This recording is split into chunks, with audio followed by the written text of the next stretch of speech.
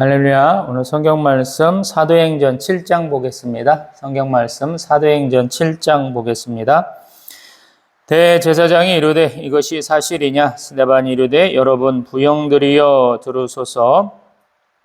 우리 조상 아브라함이 하란에 있기 전 메소포타미아에 있을 때에 영광의 하나님이 그에게 보여 이르시되 내 고향과 친척을 떠나 내가 보일 땅으로 가라 하시니 아브라함이 갈대아 사람의 땅을 떠나 하란에 거하다가 그의 아버지가 죽음에 하나님이 그를 거기서 너희 지금 사는 땅으로 옮기셨느니라. 그러나 여기서 발 붙일 만한 땅도 유업으로 주지 아니하시고 다만 이 땅을 아직 자식도 없는 그와 그의 후손에게 소유로 주신다고 약속하셨으며 하나님이 또 이같이 말씀하시되 그 후손이 다른 땅에서 나그네가 되리니 그 땅 사람들이 종으로 삼아 400년을 괴롭게 하리라 하시고 또 이르시되 종 삼는 나라를 내가 심판하리니 그 후에 그들이 나와서 이곳에서 나를 섬기리라 하시고 할례의 언약을 아브라함에게 주셨더니 그가 이삭을 낳아 8해 만에 할례를 행하고 이삭이 야곱을 야곱이 우리 12조상을 낳으니라. 우리 조상이 요셉을 시기하여 애굽에 팔았더니 하나님이 그와 함께 계셔 그 모든 환난에서 건져내사 애굽 왕 바로 앞에서 은총과 지혜를 주시며 바로가 그를 애굽과 자기 온 집의 통치자로 세웠느니라. 그때 애굽과 가나안 온 땅에 흉년이 들어 큰 환난이 있을새 우리 조상들이 양식이 없는지라. 야곱이 애굽에 곡식이 있다는 말을 듣고 먼저 우리 조상들을 보내고 또 재차 보내매 요셉이 자기 형제들에게 알려지게 되고 또 요셉의 친족이 바로에게 드러나게 되니라. 요셉이 사람을 보내어 그의 아버지 야곱과 온 친족 75사람을 청하였더니 야곱이 애굽으로 내려가 자기와 우리 조상들이 거기서 죽고 세겜으로 옮겨져 아브라함이 세겜 하몰의 자손에게서 은으로 값주고 산 무덤에 장사되니라.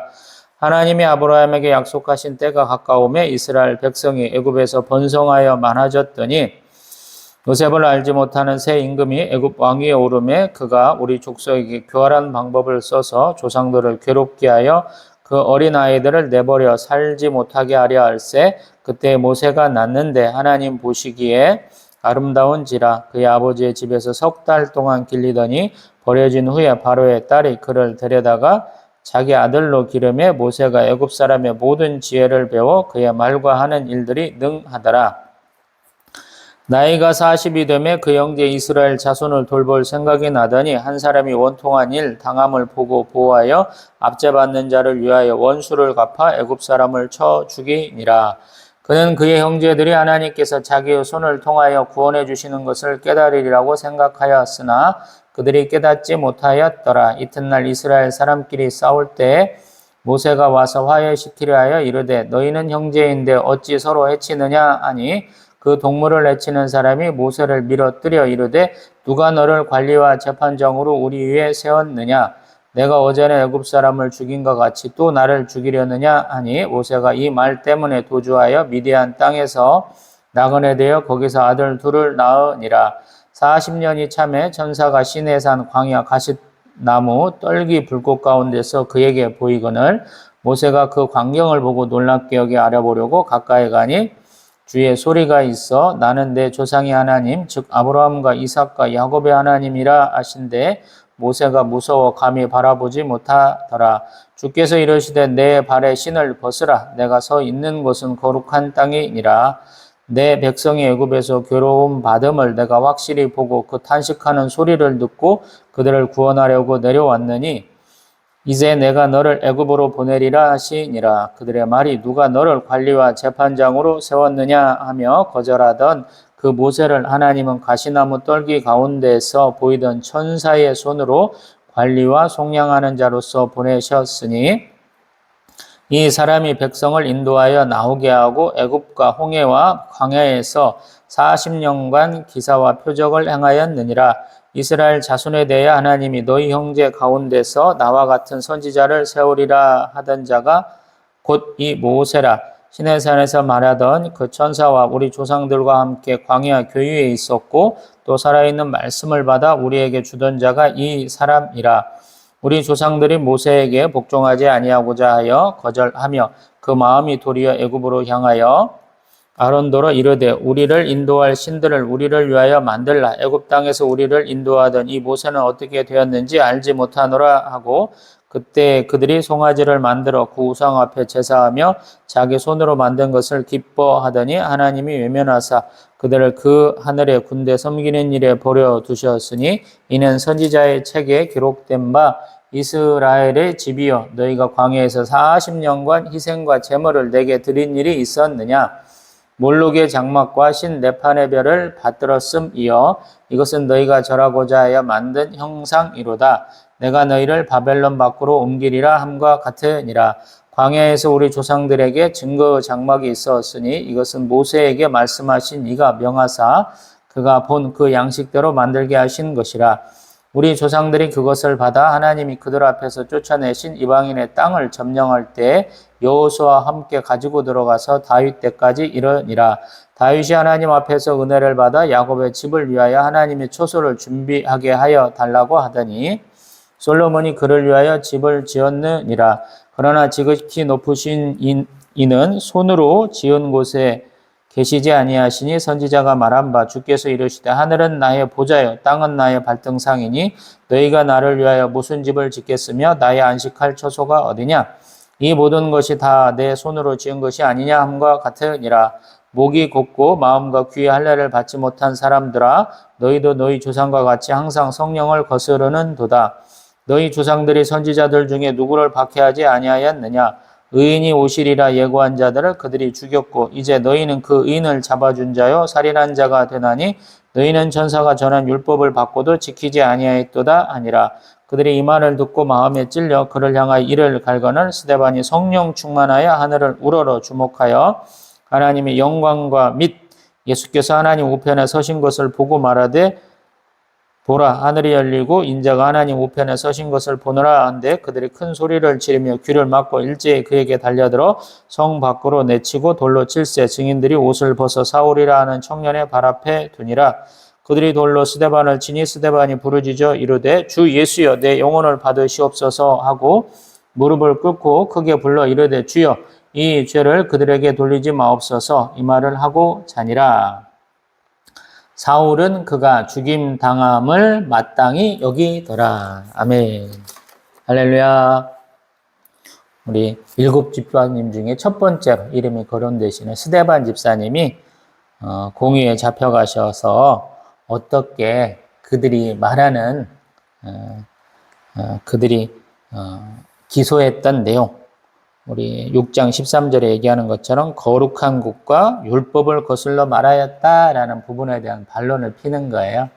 근데 가만히 듣다 보면은 스데반 집사님이 그 첫 번째 뽑힌 것뿐만 아니라 굉장히 뛰어나신 분이다라는 생각을 하게 됩니다. 우리 사도행전 6장 3절부터 보면 우리 집사님으로 뽑히기 위한 우리 조건들이 있죠. 자질들이 있어요. 거기 보면 성령과 지혜가 충만돼야 된다. 그 다음에 칭찬받는 사람이어야 된다. 이런 말씀들을 했잖아요. 근데 정말로 성령과 지혜가 충만하신 분이죠. 왜냐하면 공의에 딱 섰는데 벌벌벌 떠는 모습이 아니죠. 우리 사도들도 공의 앞에 잡혀가셔서 이렇게 신문 받으실 때 당당하셨죠. 우리 베드로 사도께서는 정말로 여태껏 자기들이 무시받았던 것과는 다른 모습들을 보여주었었죠. 여기 스데반 집사님도 그래요. 굉장히 평온한 것 같아. 우리 회당에서 자주 다투셨잖아요. 논쟁을 하셨잖아요. 6장 9절에서 보면 그것과도 별 차이가 없는 것 같아요. 장소가 달라지고 사람도 달라졌는데 그의 성령 충만함은 여전한 것 같아. 그래서 그 당시 사람들이 하는 방식이에요.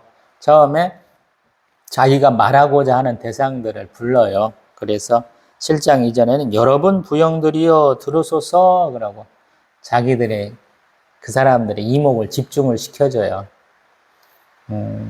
이 사람들도 많은 대중이 적어도 공이면 70명 이상이 모이는 곳이니까 또 계파가 좀 다르니까 북적북적 할 거 아니에요. 우리 이제 나중에 이제 사도 바울이 잡혀가서 하시는 내용 들어보면은 여러 사람들이 여러 얘기들 하고 있을 거 아니야. 재판 전에 벌써부터. 근데 그 이목을 한 번에 딱 주목을 시키면서 얘기를 하는 거예요. 근데 굉장히 우리 성경 지식이 풍부함을 얘기를 해줍니다. 그래서 자기들의 조상 아브라함의 하란에 있기 전 메소포타미아에 있었을 때 영광의 하나님 말씀하셨다 그래요. 조금 다르죠. 우리 창세기 12장 부분 가보면은 조금 다르게 보일 만한 부분이에요. 먼저 창세기 11장 27절에서 32절까지는 데라의 족보에 대해서 얘기하고 데라와 아브라함과 또 사라와 사레와 또 조카 롯이 갈대아 우르에부터 시작을 해서 하란 땅으로 왔다 하는 내용으로 마감을 하고 12장 1절부터는 아브라함에게 축복하셔서 가나안 땅으로 들어가라 하는 말씀하고 계시잖아요. 그것은 가만히 보면 창세기 12장 4절에서는 아브라함이 하란을 떠날 때가 75세였다라는 얘기를 하니까 아마도 갈대아 우르가 아닐 수도 있겠어 그러는데 이 사도행전 7장에서는 갈대아 우르라라고 이렇게 조금 생각할 만한 부분들이 있죠. 왜냐하면 우리 7장 2절에는 우리 조상 아브라함이 하란에 있기 전 메소포타미아에 있을 때 영광의 하나님이 그에게 보여서 이루셨다라고 그러거든요. 왜 이렇게 좀 메소포타미아 하란과 또 이렇게 갈대아 우르 이런 식으로 조금 차이가 있겠습니까? 그러면은 첫 번째 생각해 볼 만한 것이 우리 중간기 시대에 70인경이라는 성경이 생겼어요. 이 외세의 침략 가운데 있기 때문에 이스라엘 백성이 히브리 말도 잊어먹고 아람 말로 그때 보면은 국제 공용어를 쓰기도 하고 그렇기 때문에 새롭게 이스라엘 학자들 불러갖고 성경을 좀 해석을 하는데 그때가 원본하고는 조금 다른 의미인 것 같아요. 번역을 하다면서. 그래서 조금 이런 차이가 있는 것 같기도 하고 또 두 번째 얘기할 수 있는 것이 뭐냐면 영감 있는 저자의 해석. 몇 차례 말씀드려보고 있죠. 구약의 내용을 신약에 인용할 때 또는 구약에서 구약을 인용할 때도 보면 조금 다르게 해석하는 게 있어요. 영감 있는 저자의 해석이에요. 성령의 감동으로 열심히 기도하고 묵상하신 분들이 여태 있었던 그 성경의 내용에다가 자기의 해석을 넣는 거예요. 우리 지금 사도행전에서도 그러한 부분이 있었죠. 우리 베드로 사도가 우리 요엘서 2장 28절 이하를 인용할 때 보면 지금 사도행전을 보면 2장 18절에 그들이 예언할 것이요 라가 요엘서는 없다고 제가 말씀드려봤잖아요. 이게 영감 있는 저자 해석이에요. 성령 강림이 이런 것을 체험을 해보니까 하나님이 큰 일을 말하라고 했던 것과 연결이 되는구나, 딱 맞아 떨어지는구나 하고 있는 우리 베드로 사도의 해석이 들어갔다라고 말씀을 드려봤잖아요. 여기도 마찬가지인 것 같아요. 스데반 집사님이 공부한 내용이 우리가 조금 다를 수 있고 보았던 내용이 조금 다를 수 있고 더 나아가서는 영감 있는 저자의 해석을 통해서 우리하고는 조금 다른 해석을 하고 있구나라고 보면은 큰 차이가 없죠. 그 다음에 조금 더 볼만한 내용이 우리 6절 보면은 하나님이 또 이같이 말씀하시되 그 후손이 다른 땅에서 나그네가 되리니 그 땅 사람들이 종으로 삼아 400년을 괴롭게 하리라 그랬는데 여기는 사실은 구약도 조금 달라요. 창세기에서 지금 얘기하는 거 15장에서 얘기하는 것과 출애굽기 12장에서 다루는 내용이 400년과 430년으로 조금 다릅니다. 또 그 부분을 또 채용하는 분들이 다르죠. 우리 스데반 집사님은 창세기 15장을 인용을 해서 지금 400년을 얘기하시고요. 또 우리 사도 바울은 출애굽기 12장을 얘기하면서 갈라디아서 3장에서는 430년을 얘기를 합니다. 이거는 왜 그럴까요? 모르는데 저도 잘 모르겠어요. 조금 차이가 있을 수 있어요.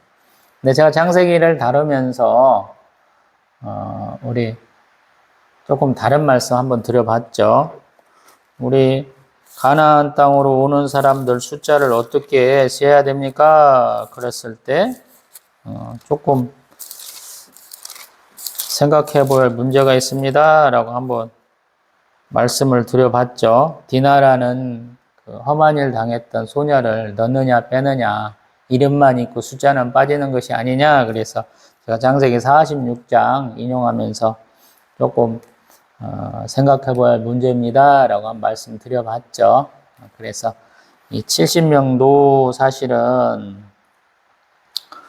온전한 사람이냐, 또 75명은 또 어떻게 나온 숫자냐, 이렇게 좀 생각을 해봐야 되는데, 충분히 이렇게 조금 생각해보고 충분히 되는 내용이라고 지금 14절, 15절로 넘어가서 지금 말씀드리고 있는데, 가능하다라는 생각이 들어요.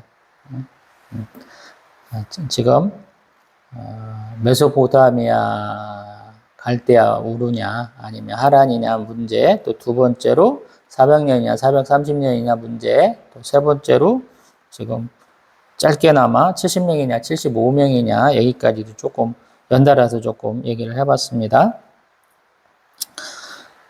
그 다음에 또한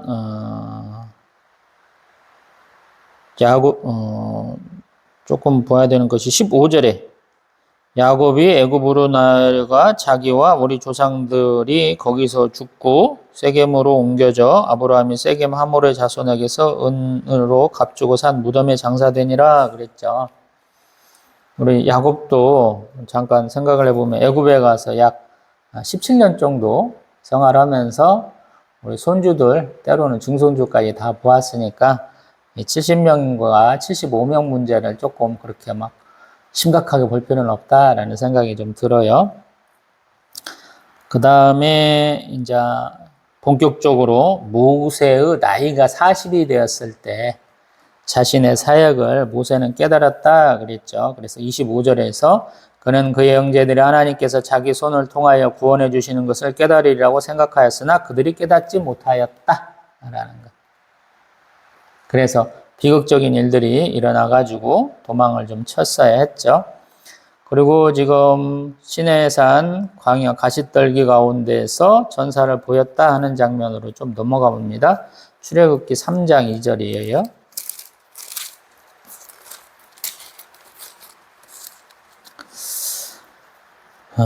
출애굽기 3장에 보면은 하나님이 삼 호랍에 이르렀을 때 여호와의 사자가 가시딸기 나무 가운데서 말씀하셨다 그러고 조금 지나 보면 4절에 여호와께서 5절에 하나님께서 또 계속 보면은 13절에 모세가 하나님께 아뢰되 이렇게 얘기를 하거든요.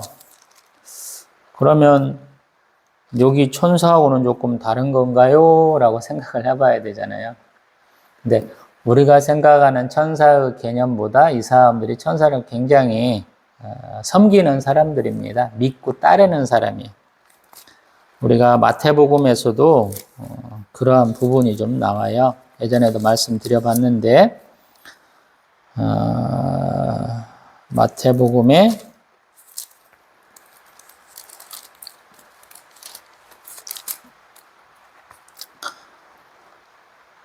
18장 10절, 마태복음 18장 10절에 그들의 천사들이 하늘에서 하늘에 계신 내 아버지의 얼굴을 항상 배웁는다. 그래서 우리 어린아이들 같은 사람들, 작은 사람들 업신여기지 말라 하는 장면 가운데 있어요.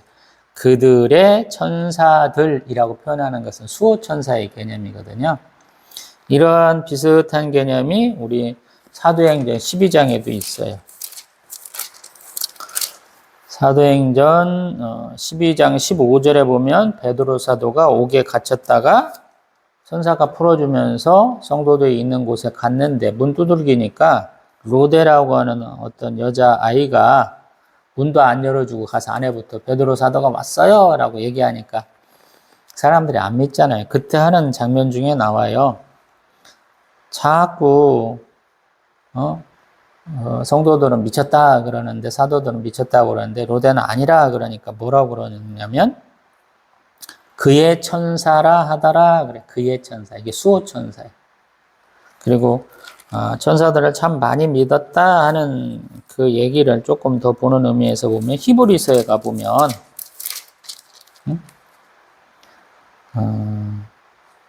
천사보다 뛰어나다라는 얘기를 해요. 히브리서 1장 4장에 그가 천사보다 뛰어남은 이렇게 얘기를 해요. 이 천사 얘기가 다음에도 조금 더 나오죠. 뭔 말이냐면 이 사람들은 천사를 굉장히 가깝게 여겨요. 자기의 수호 천사가 있다고 그래요. 그리고 하나님의 천사를 하나님의 사자 이렇게 얘기를 해요. 그리고 하나님의 사자는 하나님의 권위를 맡기 때문에 하나님이라고 칭하게 돼요. 맞잖아요. 전권대사 같은 그가 자격을 주고 능력을 줬기 때문에 하나님과 동급 취급이다라는 거예요. 그래서 여기서 시내산 광야 가시떨기 불꽃 가운데서 말씀하신 것이 천사다 하는 것을 이해할 수 있다라는 거예요. 우리는 주의 천사하고 주의 사자하고 천사하고 조금 다른 것인가 이렇게 조금 분리해서 생각할 수 있잖아요. 근데 아니다라는 거야. 천사가 하는 역할이 주의 사자예요. 그리고 그러한 자들을 하나님을 보았다라고까지 얘기한다라는 거예요. 그렇기 때문에 우리가 하나님의 뒷모습이라고 본 사람이 누구예요? 그럼 모세하고 엘리야 선지자를 얘기를 하는 거예요. 변화산 사건 가운데도 모세와 엘리야와 예수님 세 분이 만나시잖아요. 하나님을 본 사람은 세 분이에요. 제 나름대로 해석입니다. 그리고 조금 중요한 것이 38절에 가면 시내산에서 말하던 그 천사와 우리 조상들과 함께 광야교회에 있었다라고 얘기를 해요. 40년 광야 생활을 때로는 40년 조금 더 할 수도 있죠. 그 세월을 광야교회다라고 불러요. 신약에서는 교회라는 말씀이 그렇게 많지 않은데 여기에 딱 나와 있다 그러거든요. 하나님이 계시고 하나님의 백성이 있고 하나님이 하라는 대로 따르는 것이 교회다라는 거예요. 교회는 원래 믿는 사람들의 모임이잖아요. 모여 있는 거예요. 그래서 그런 개념을 얘기하는 것 같고요. 그 앞에 중요한 거 우리 37절에 나와 같은 선지자를 세우리라 하던 자가 곧 이 모세다라는 거예요. 선지자. 모세와 같은 선지자. 이분이 누구냐면 예수님 앞에 있는 그러한 모습이죠. 백성을 이끌라고 하나님 쓰시는. 그리고 그를 통해서 광야 교회가 세워지고 그를 통해서 율법이 행해지고 그를 통해서 하나님의 언약궤가 모셔진 회막이 세워지고 이 사람들이 모세를 굉장히 섬기잖아요. 아브라함, 모세 이분들이 거의 이스라엘 백성들이 자랑하고 존경하는 분들이잖아요. 그 말씀을 지금 하고 있는 거예요. 그리고 쭉 넘어가서 이제 그러한 그들도 41절 이하로 보면 우상 숭배했다. 금송아지 만들어 놓았고 또 그 앞에서 엄난한 행위들 우상 숭배 행위를 했다 그러면서 우리 42절에 우리 아모스서 5장 25절 이하를 인용하면서 너희들 거기서 뭐 했어? 응? 몰록의 장막과 신 네파르벨을 받들었잖아 이렇게 얘기하는 거예요. 그래서 사실을 얘기하고 사실을 통해서 이렇게 만들어낸 논리, 논거를 가지고 현재의 상황을 바라보는 거예요. 개인적으로는 굉장히 좋아하는 거예요.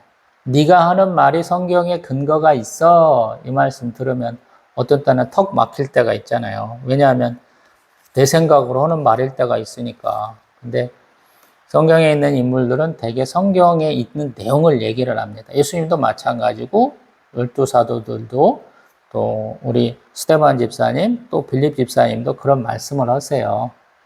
뭐 바울 사도도 마찬가지고 또 다른 분들도 마찬가지고 우리가 말하는 논거가 뭐냐는 거야. 우리는 신앙인이고 종교인이잖아요. 하나님의 말씀대로 살겠습니다 라고 그러면 하나님의 말씀 가운데 근거가 있어야 되잖아요. 지금 그 얘기를 하는 거예요. 지금 자신이 비난받는 것에 대해서 반론을 피는데 똑같이 성경의 내용을 가지고 반론을 피는 거예요. 너희들 하는 행위가 앞에서 있었던 사람들의 행위하고 똑같다라고 지금 비난을 하는 거예요. 이게 참 대단한 거죠. 우리 베드로 사도, 요한 사도하고는 조금 다른 거예요. 결론이 조금 다른 거예요. 베드로 사도, 요한 사도 같은 사도들의 그 사역은 말씀 전도하는 것을 막게 하는 데 의미가 있다면 이 스데반 집사님은 자기를 죽이려고 하는 거예요. 그렇기 때문에 그 부분에 대한 논거가 더 이렇게 강력하게 나오는 것이 아닌가 싶어요. 그리고 이러한 성전의 어떤 모형이 여기 44절 얘기하는 것들은 증거 장막이 아니냐. 또 그 다음에 다윗도 하나님 초소 좀 만들게 해주세요. 그런데 못 만들었고 솔로몬 때야야 성전을 건축하기 시작했잖아 라고 얘기하면서 그 성전은 우리 48절에 뭐라고 그러냐면 손으로 지은 곳에 계시지 아니하신다. 그래서 우리 이사야서 66장 1절 이하의 내용을 해요. 하늘이 나의 보좌다. 땅은 나의 발등상이다. 그래서 그것도 다 하나님이 지으신 곳인데 너희들이 이렇게 성전만 높인다고 될 일이 아니야 라는 얘기를 하는 거야. 가뜩이나 성전은 자라가면서 성전 안에서 하나님의 영광을 위해서 그들이 하는 행위들이 문제가 많잖아요. 예수님도 성전 청결 사건을 공생에 시작하면서 하는 것처럼 우리 요한복음은 얘기를 하고 또 마태, 마가, 누가는 마지막 6월절을 앞두고 고난주간에 앞서서 그러한 것을 하셨다라고 얘기하시잖아요. 그런 것과는 조금 결을 좀 다리하죠. 또 51절에 목이 곧고 마음과 귀에 할례를 받지 못한 사람들 이제 완전히 그걸로 부르잖아요. 이제 말씀에 어떤 날카로움을 더하고 있죠. 처음에는 여러분 부형들이요 불렀는데 이제 목이 곧고 마음과 귀에 할례 받지 못한 사람들 이사야서를 앞에 66장 이하로 인용을 했으니까 이사야가 소명받을 때 하나님 주신 말씀이잖아요. 그런 사람들에 대한 걸로 너희들이 성령을 거스르고 있다라고 정죄하고 있는 거죠. 그러면서 또 52절 너희 조상들이 선지자들 중에 누구를 박해하지 아니하였느냐 그러면서 너희는 다 의인을 잡아 죽이고 살인한 자가 되었다. 또한 천사가 전하해 준 율법을 지키지 아니하였다 그래요. 율법도 십계명도 우리는 하나님께 받은 걸로 여기는데 그냥 천사가 전하해 준 율법 이렇게 표현을 하죠. 이러한 사상은 또 우리 바울 사도가 얘기하는 갈라디아서 3장에도 좀 있어요. 이 부분이 바울 사도의 어떤 말씀이냐 아니면 이 스데반 집사님의 그 논거를 이었느냐라는 것은 저는 잘 모르겠어요. 근데 또 한 사람이 인용했다는 부분으로 한번 봅니다. 갈라디아서 3장 19절 그런즉 율법은 무엇이냐 범법함으로 더해진 것이라 천사들을 통하여 한 중보자의 손으로 베푸신 것인데 약속하신 자손이 오시기까지 있을 것이라. 천사들을 통하여 주어진 것. 우리가 조금 생각이 좀 달라지죠. 아니 하나님이 돌판 2개, 3개 주셔서 주신 거 아니야? 그러는데 여기는 천사가 전한 율법이다. 그래. 우리보다는 그 하나님에 대한 일들을 적은 책들이 더 많아요. 유대인들은. 우리는 구약 성경 딸랑 하나 이렇게 보고 있지만 그 사람들은 더 많거든요. 문서도 많고 기록도 많고 해석하는 것도 많고 그래서 저희하고는 조금 다른 결일 수 있다. 또 시대에 따라서 이 사람들도 해석도 바뀔 거예요. 그래서 우리 스데반 집사님 시절에는 이렇게 해석을 했겠구나라고 우리가 받을 수 있는 거죠. 그렇기 때문에 우리 유대인 정경과는 다른 성경 순서로 새롭게 배열을 한 것을 저희가 보고 있고요. 또 그들이 많이 참조했던 내용을 우리가 이렇게 배격을 해내고 있고, 우리의 그 주석서들 보면은 다양한 배경을 가진 책들을 보고 있죠. 제가 어쩌다 한 번씩 인용하면서 했던 내용들 중에는 이 유대인들 뿐만이 아니라 메소포타미아와 이집트 이 사이에 있는 유명한 문서들을 많이 인용해서 해석을 하잖아요. 왜냐하면 거리가 너무 가까워요. 또 교류했던 문명들 사이에 있던 지역이어서 그 많은 것들을 통해서 보는 것이 더 정확한 것이 아니냐라고 지금 그 사람들은 보는 것이거든요. 아무튼 지금 굉장히 우습게 생각했던 너 잘 걸렸어. 성경과 율법을 네가 이렇게 모욕했으니까 너 가만 안 둘 거야 그랬는데, 그 똑똑하고 그 권위 있는 자들 앞에서 우리 스데반 집사님은 이렇게 성경을 인용해서 우리 창세기 인용했고, 출애굽기 인용했고, 또 이사야서 인용했고, 또 지금 아모스서 인용했잖아요. 그러니까 토라와 지금 이사야서라고는 선지서, 또 소선지서들 다 묶어갖고 한 권인데, 그 부분을 인용을 하면서 고발당한 것에 대해서 다시 반론을 편 것이죠. 근데 그 말씀이 항상 사람들에게 이렇게 찔림이 됐다라는 거예요. 54절에 보면 그들이 이 말을 듣고 마음에 찔려 이를 갈았다라는 거예요. 이게 자기 논리가 굉장히 철저한 사람들 하는 거예요. 그러고 보니까 내가 그냥 너무 내 생각만 하고 있었네? 저 말도 어떤 면에서 일리가 있네? 그러는 거예요. 지금 마음에 찔렸다 그래요. 이 안에 제사장들도 있잖아요. 근데 앞에서 얘기하기를 사도행전 6장 7절에서는 제자 수가 더 심히 많아지고 허다한 제사장의 무리도 이 도에 복종하였다 그래요.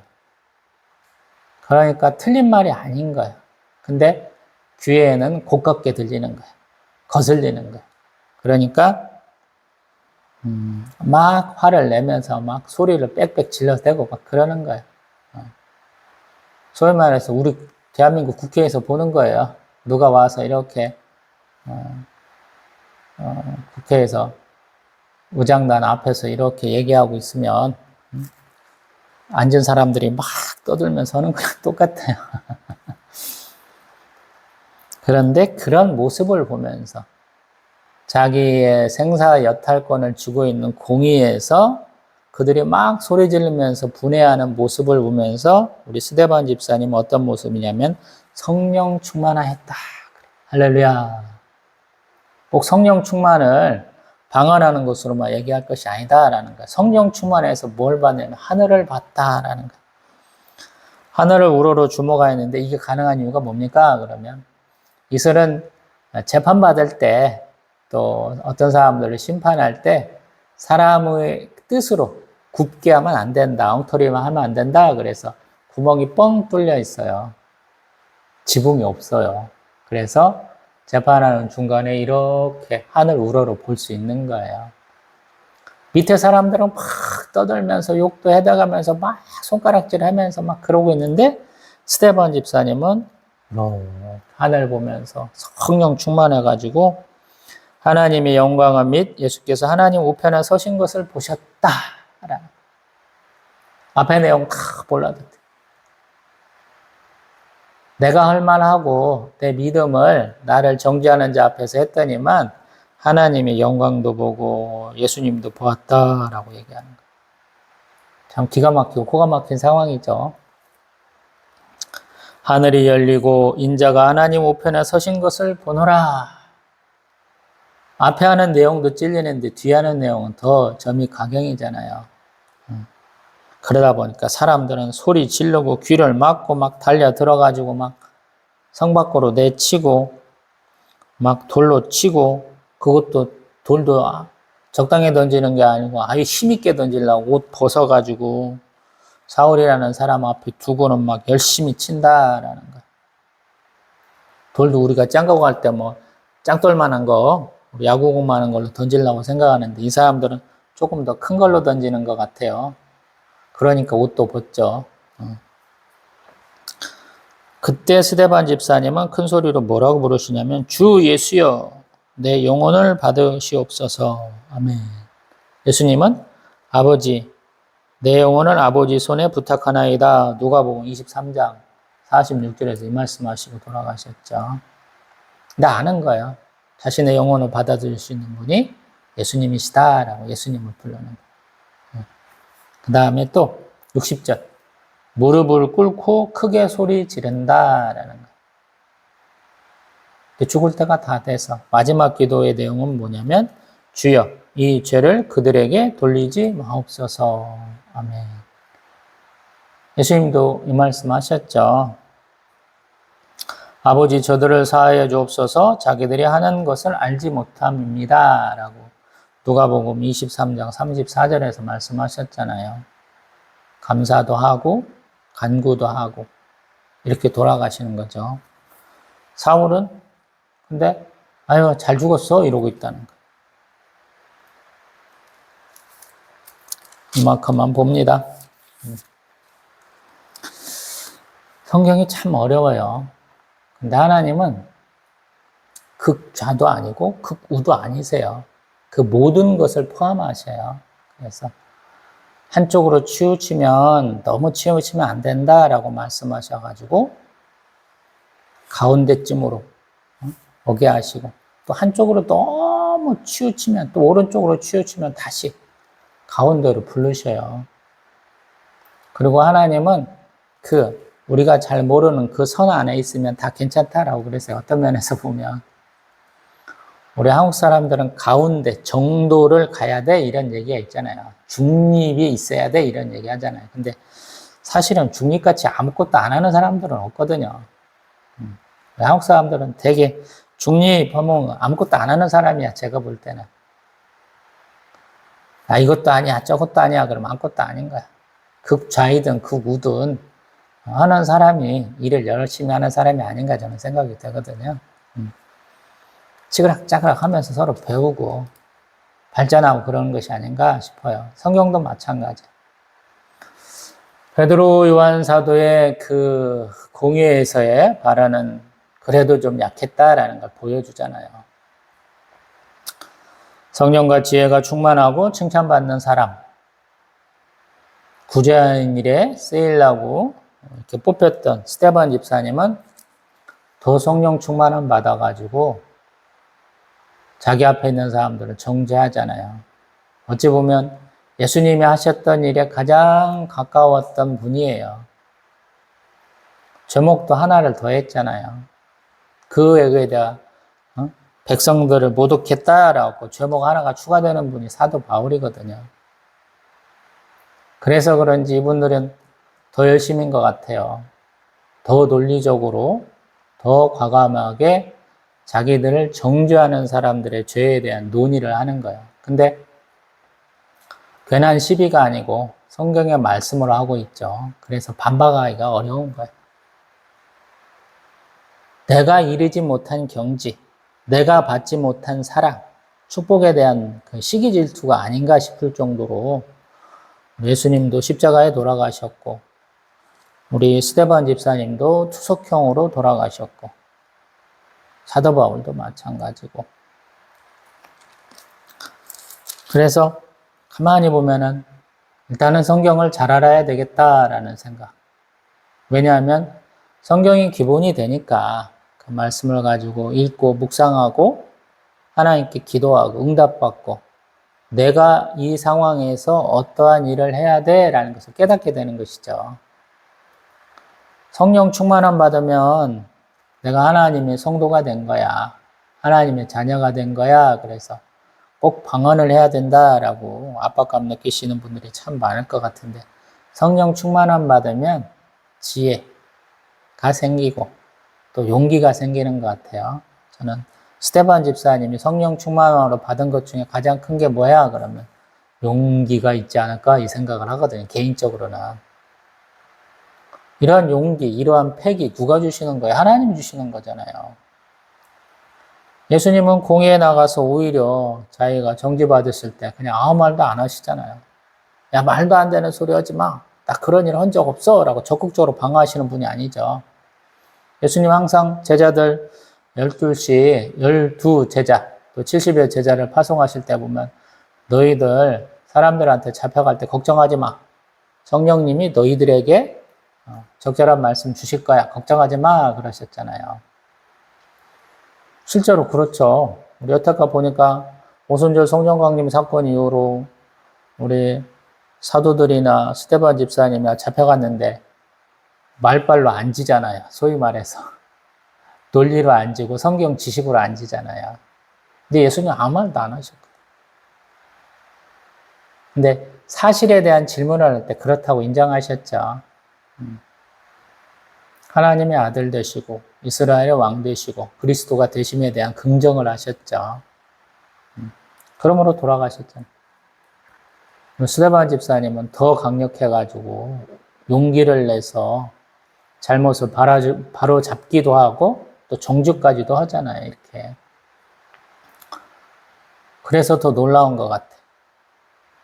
왜 여기까지 왔어? 왜 과격하게 했어? 라고 따지기보다는 그가 그렇게 용기를 낼 수 있었다는 게 더 대단한 것 같아.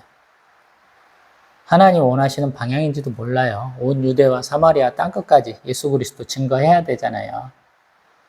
근데 그 온 유대에서 지금 딱 막히잖아요. 예루살렘에서 더 이상 퍼져나가지 못하고 있잖아요.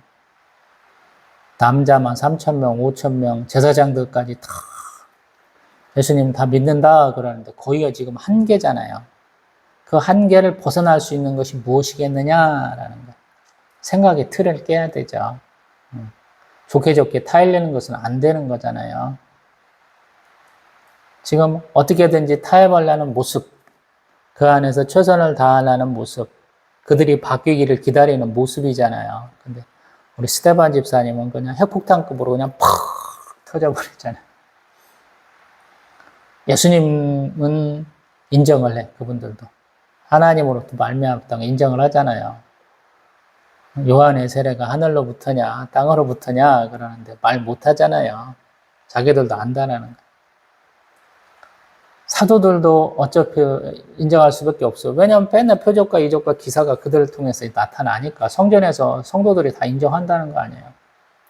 근데 7 집사님 중에 하나 우리 스데반 집사님 그것도 자유민이 된 사람들 부모 때 로마의 노예 같은 신분이었다가 종이었다가 풀려나신 분들이 이렇게 기분이 상해갖고 했는데 자기들까지도 오는 거잖아요. 그러니까 쉽게 봤는데 오히려 그 쉽게 본 사람한테 이렇게 기분이 상할 만큼 논리로 두들겨 맞았으니까 더 화를 내는 거죠. 근데 그러한 사역을 통해서 사역이 더 확장돼 나가죠. 그래서 조금 어려워요.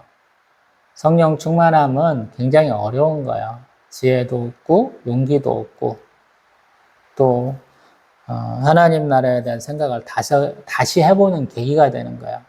말씀을 새롭게 보는 거예요. 어찌 보면 온건파에 해당하는 사도들이지만 우리 이 스데반 집사님은 강경파죠. 어떤 면에서 보면. 왜냐하면 그냥 나 아니야 정도로 미지근하게 한 게 아니잖아요. 좀 쉽게 봤던 사람들한테 더 이렇게 핵펀치를 맞으니까 더 광분해가지고 일이 더 커지는 거죠. 그래서 우리 8장부터 보면 사울의 교회를 향한 박해가 더 심해지고 또 그러다 보니까 우리 빌립 집사님의 사역도 예루살렘을 넘어서서 우리 사마리아 지역으로 또 우리 블레셋 지역으로 넘어가게 되는 것이죠. 그래서 사실 성령 충만함 받는다는 것은 잠깐 얘기해 봤습니다만 우리 사도행전 2장 11절 말씀처럼 성령 충만함 받으면 하나님의 큰 일을 말하는 거예요. 하나님의 큰 일. 하나님의 큰 일이 뭔지는 잘 모르겠어요. 근데 천국을 얘기하고 예수님을 얘기를 하고 구원을 얘기를 하고 영생을 얘기한다는 거예요. 그리고 주변 사람들한테 너희들의 행태가, 삶이 과연 성경에서 말하는 하나님이 축복하신 삶이냐라고 한번 돌아볼 수 있도록 이렇게 주의를 환기시켜 주는 것이죠.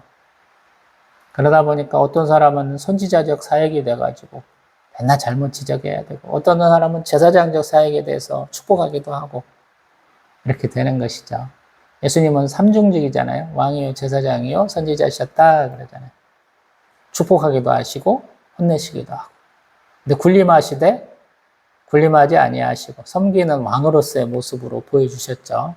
저희들의 신앙생활도 어찌 보면 하나님이 저희들에게 주신 우리 소명과 사명의 형태가 다양할 수 있어요. 그래서 그 중에서 나에게 주신 것이 무엇인가 라고 한번 생각을 해봐야 되고, 비슷하면서도 조금 다른 사역에 귀를 좀 기울여 봐야 되겠죠.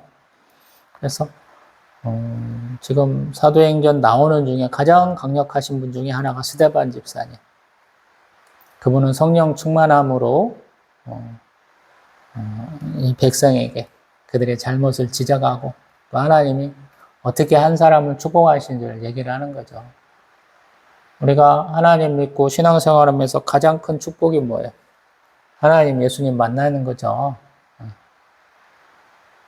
마음이 청결한 자는 하나님을 볼 것이며 마음이 정직한 사람은 하나님을 본다. 이 얘기는 되게 많아요. 구약에도. 시편 11편에도 나오고 우리가 잘 아는 산상수훈 가운데 나오죠. 마음이 청결하려면 뭘까요? 그러면 이렇게 하나님 나라 일을 생각할 수 있어야 돼요. 우리 흔히 이풍진 세상이라고 그러잖아요. 이 힘든 세상 가운데, 어지러운 세상 가운데 우리가 살지만 적어도 눈은 들어서 하나님 볼 수 있어야 되고, 하나님이 나를 통해서 이루시고 하시는 것이 무엇인가는 좀 깨달아야 되겠죠. 그래서 성령 충만을 받을 수 있도록 신앙생활 열심을 다해야 되겠죠. 또 뵙겠습니다.